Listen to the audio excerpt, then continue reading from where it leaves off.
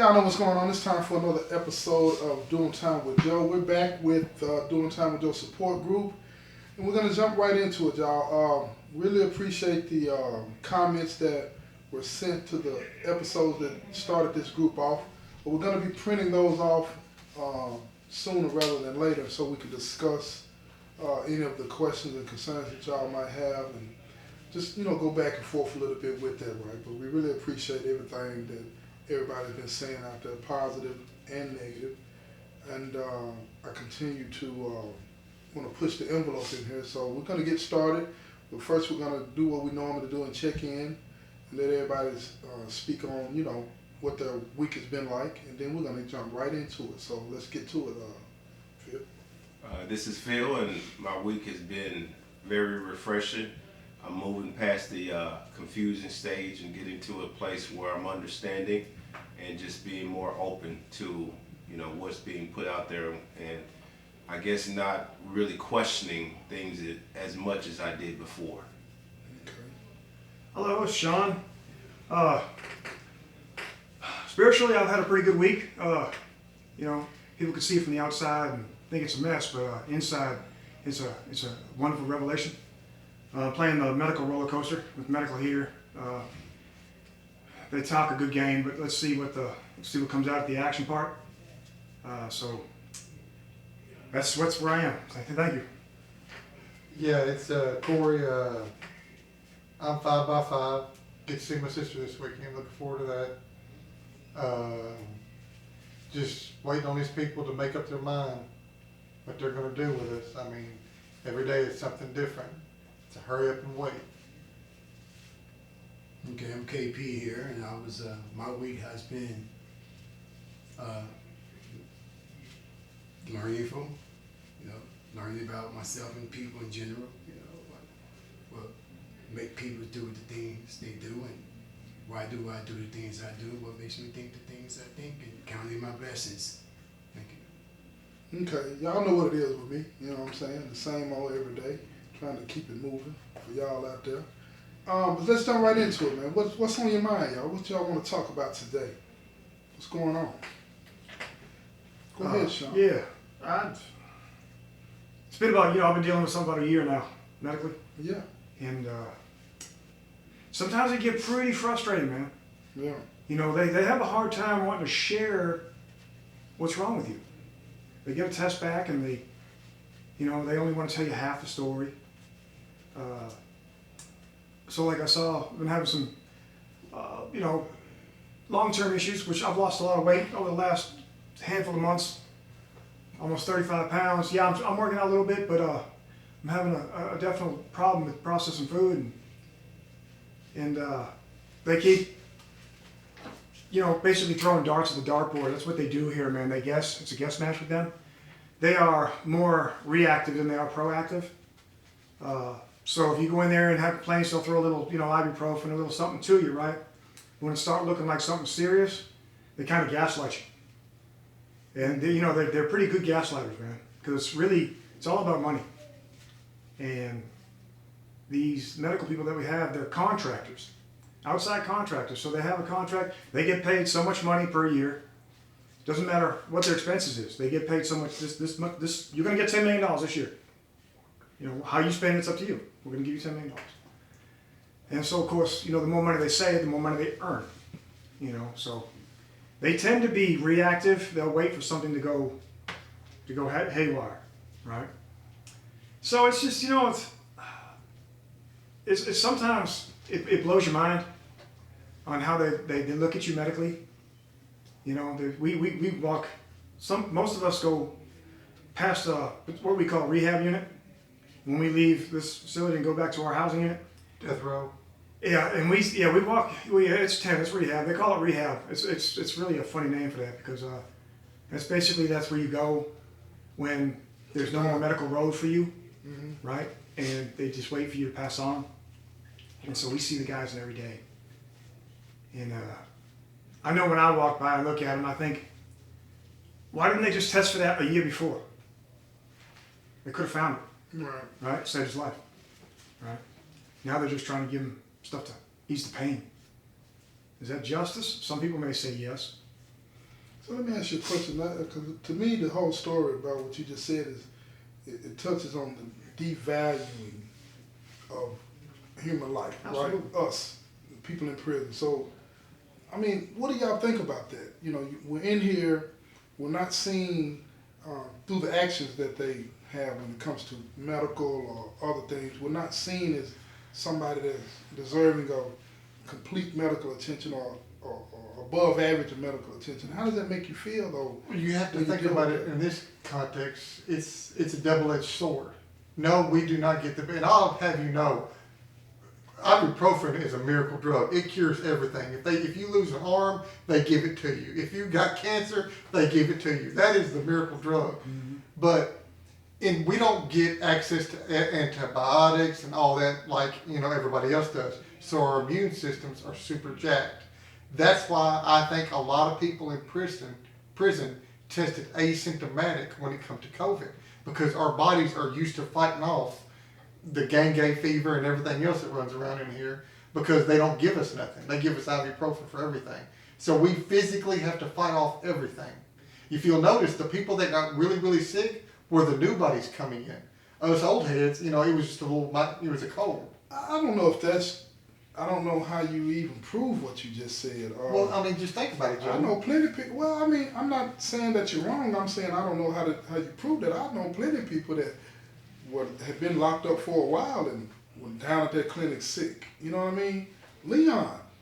You know what I'm saying? Bro was locked up down there, and Leon been locked up 25 years. Yeah, but okay, now, I love my brother, but I wanted to punch him in the face with a brick because all he had to do was take an ibuprofen. I begged him for 2 weeks to take an ibuprofen, and he wouldn't take one. He goes, "No, I'm not going to take one." When he went down there to that clinic, I was there. He come back, I said, "How you feeling?" He goes, "I'm feeling pretty good. They gave me an ibuprofen."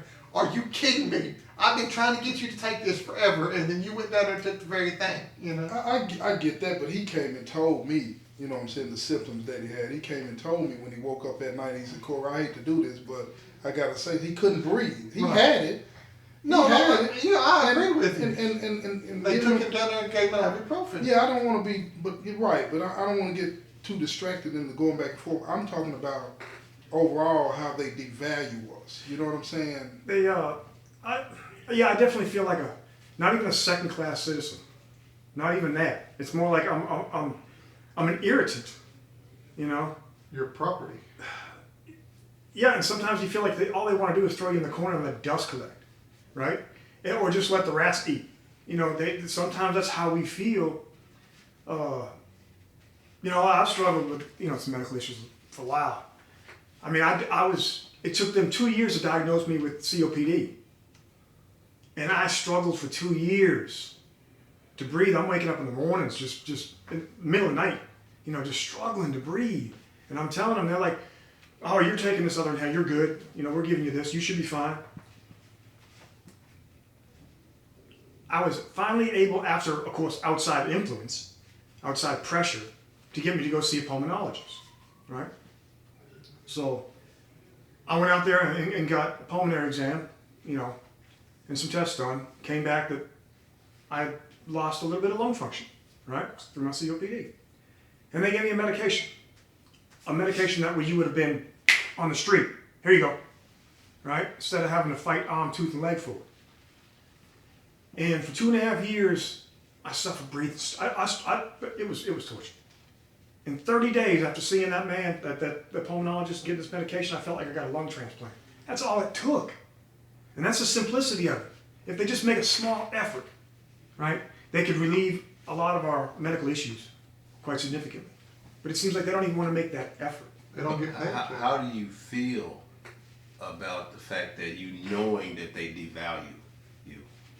Not the issue at hand, but how do you actually feel about it? I try. It takes the power of Yahweh for me to not judge them, because I'm not in a place to judge them. It does. It makes me. Man, I want to say it does make me upset that they're the ones that have that problem. I mean, it's not what. But that's not what we're asking, right? It's nothing wrong with you saying that I feel worthless, I feel hurt, I feel angry, and it's almost like you're walking around that. And see, I know I don't feel worthless, Joe. right, but I got you. But what I'm asking, I'm just using it as an example. Yeah. What I'm saying is, it has to make you feel some type of way because you're talking about it. Yeah. What is that? What does it make you feel like? Because like what Phil said last week, there's no way you can do anything about the circumstances that you're in if you don't accept the reality of your situation. And part of accepting the reality of your situation is to acknowledge that you feel some kind of way about it. Be honest with you, I'm disappointed in the fact that people that were taking care of humans don't even think it's what they're doing. It's like they're taking care of animals. And animals don't have feelings, right? So it makes you feel disappointed. Yeah, I'm very disappointed, yeah. I feel let down and disappointed, yeah. I'm not angry at them, because it's just, they're broken too. And I'm not, by no way, shape, or means, am I making an excuse for them. I don't make an excuse for nobody, right? I can't even make an excuse for myself. But I really feel like I'm let down.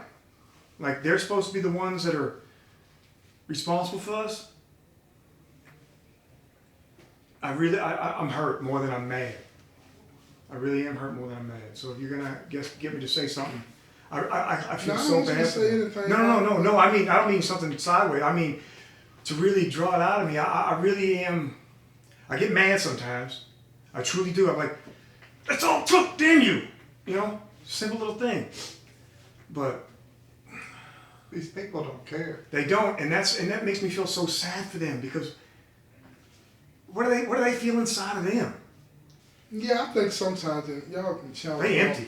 You can challenge me on this if you want to, but I think sometimes, we've been locked, I've been locked up so long that, it's almost like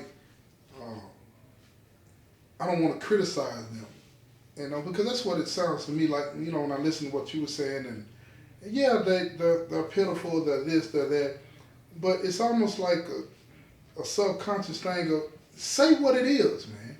There's nothing wrong. It doesn't take away from your belief in Yahweh. Yeah. It doesn't take away from your trying to be understanding of other people's hurt. You understand what I'm saying? But at the same time, you're not acknowledging what you're feeling. A douchebag is still a douchebag. Well, I'm not even on that. I'm not even on, again, with talking around it. I'm not talking about them. I'm talking about us. How we feel about the situation when we feel dehumanized and devalued and all of these things, how it makes you feel. And we can spend a lot of time describing what it is that we're going through, which is not a bad thing. We can spend a lot of time describing what they're not doing and all of those types of things, which is not a bad thing because you got to have context. But we avoid, in most situations, saying, I'm mad as hell. Yeah, I'm angry. I'm upset. I'm disappointed. Yeah. It's almost. I do feel defeated sometimes. I truly do. But you have to acknowledge that. Yeah. Because if you don't acknowledge that feeling, then you don't get put on that course of finding out what you can do about it, as far as alleviating how you feel, with pulling that power back. You understand what I'm saying? And doing what you can under the circumstances. It's almost like we've been brainwashed into not acknowledging our feelings, but being concerned about their feelings more than your own. And that's a problem. Yeah, they do. They do that. I think you're right about that, Joe. They massage. They want to. They're kind of misogynistic a little bit when they treat you up there. Like they almost want to put it around that it's your fault. I've been treated like that sometimes. Like if you hadn't been doing this wouldn't be a problem. Right, but see, here's the thing, and a lot of people out there, y'all hit me up in the comment section. Let me know what you think about this, right? Because Kanye West. Now I know he's a controversial figure, but Kanye West said something a while ago about being a slave, right? And he said that you almost have to participate in your own oppression, right? And people lit him up for that. Now I caught what he was saying. I think. You almost have to accept that you're a slave before you act out what a slave does. Tap dance, sambo, do those types of things, right? And when you're in this environment, over time, you get conditioned into believing that you're not even deserving of acknowledging how you feel about somebody that's smacking you in your face. And you'll subconsciously act that out, right? You become a co-conspirator in your own demise, in your own depression. You feel what I'm saying? Yeah. And you won't even realize that that's what you're doing. And when you do that, you really cut yourself off from being able to solve or really figure out, how do I get better? Because your physical health can get better. They can give you a pill, ibuprofen, like Corey said, and all this. But your mental health continues to decline. Mm-hmm. So you can go jog and run around and do all of those things, push-ups, pull-ups, weights, and all that. But your mental health is declining because you have submitted subconsciously to being oppressed. It become a norm. It becomes your norm because, and then you won't even when you're asked, right? And I want you to think about what we started on this session. Yeah. You kept going around, and it was the most fascinating thing to just sit here and listen to you talk about it. You kept going around and around and describing what it was that happened to you, how they were not doing this. But I said, how does that make you feel? And then Phil said all of that, stipulated all of what you said, but how does it make you feel? And it took you another minute and a half to get to disappointed and hurt. Yeah. And then what I'm saying, I don't think we realize the psychological damage that happens to us, that takes place when we're in a captive state. And when you're talking about that, I had this impression that you're right about what level of oppression are we willing to give them? How much power are we willing to cede over to them? Some people will immediately bring, call a lawyer and do this, do it, fight. Yeah, y'all ain't gonna do me nothing. Other people will take it all the way to the grave, and just allow it to happen. I think I fall somewhere in the middle. I've already gotten outside involved once before, and I'm gonna do it again shortly. If I just saw somebody and they talk some good things, but they're good talkers up there, right? But they don't always follow through. I've had a lot of consults denied. I don't understand that when I'm showing symptoms, right? So that really pisses me off.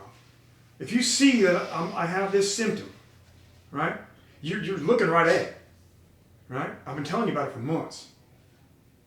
So you put in a consult to see a specialist and they deny that? How does that make you feel? That pisses me off, right? Because we have no choice. We can't change doctors. We're not on 10K. We can't just change doctors. We have to deal with the people that we got. The difference is when the rubber meets the road. Yeah. And what I'm saying that when the rubber meets the road, we read these books, we practice these things, we say all of this stuff, but yet and still we keep putting our healing in these people's hands. We keep doing this. When in reality, if we believe that faith is this and faith is that, what you're about to get going with those people, how they're going to treat you. Mm-hmm. Why continue to be insane thinking you're going to get a different result? Because it's almost like, don't get it twisted. I follow what you're saying.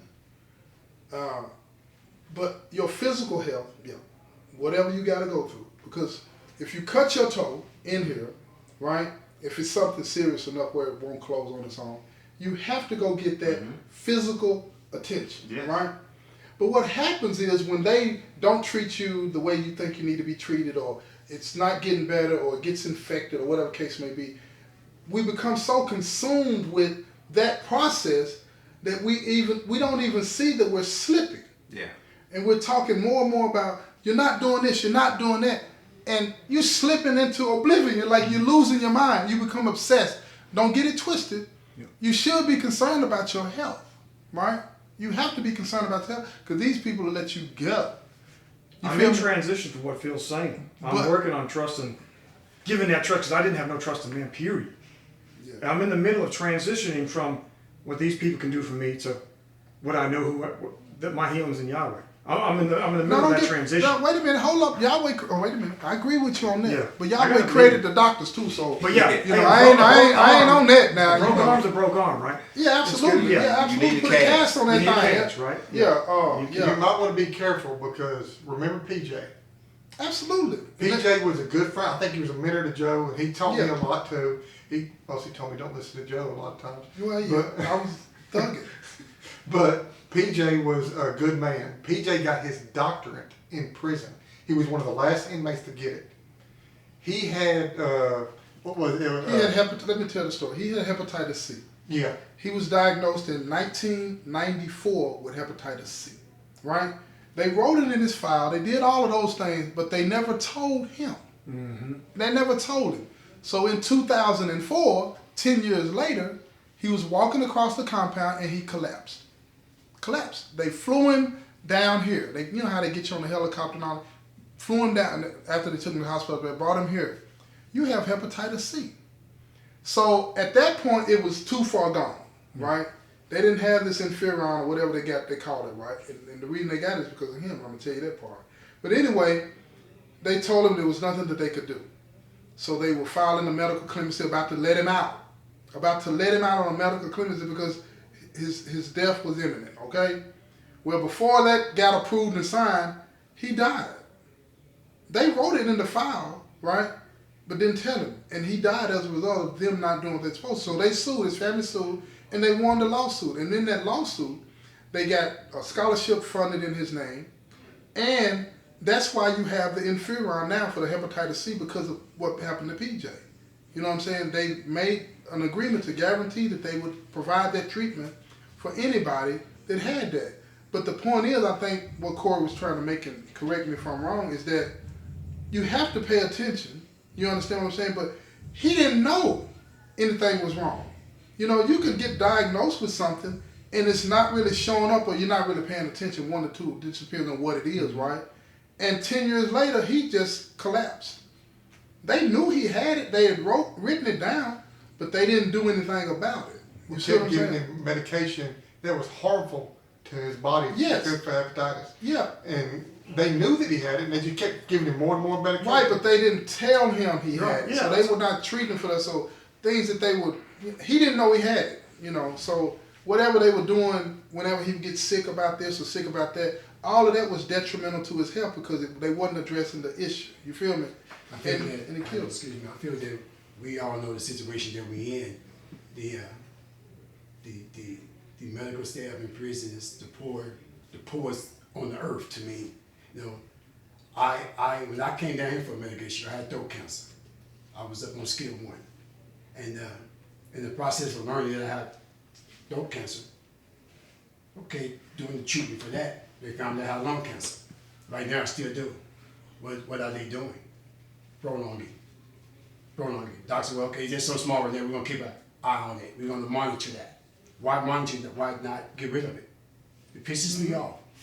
You know, but there's nothing I can do. The more I push the issue, get the same old process. Hold up. We just gonna monitor it. It's not moving nowhere. It's still standing still.